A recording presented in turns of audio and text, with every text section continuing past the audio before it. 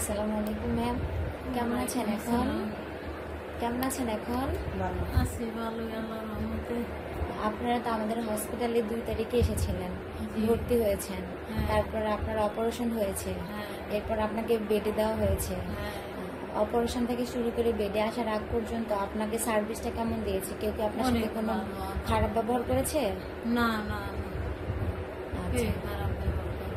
আজকে তো চলে যত্ন নিচ্ছে, যত্ন নিয়েছে। আমাদের সার্ভিস আপনার কেমন লেগেছে? আমাদের আন্টি, ওয়ার্ড বয়, সিস্টাররা কি কন্টিনিউ এসেছে, ওষুধ খাইয়ে দিয়েছে? অনেক ভালো। এরা কোনো করে না, অবহেলা করে না। যে সময় ডাক দিচ্ছে যখন ডাক দিয়েছেন তখনই এসেছে। এমনি কোনো নেই।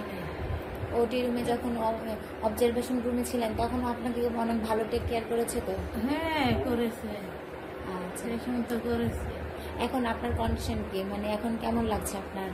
এখন কি ওই যে পিঠের ইটা শুকাইতেছে না, হ্যাঁ, একটু টানের কষ্টিপ লাগাই থইছে, একটু টানে ব্যথা করে। হ্যাঁ, এমনি তো আলহামদুলিল্লাহ ভালো, মানে সেটার মাধ্যমে আপনার এখন ভালো। ভালো, আলহামদুলিল্লাহ এমনি ভালো।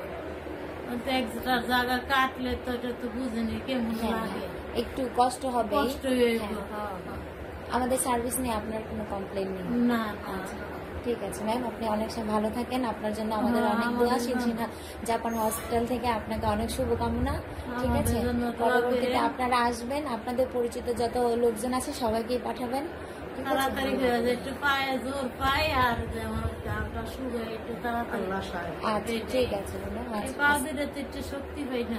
ঠিক আছে, আসসালামু আলাইকুম। ওয়ালাইকুম আসসালাম।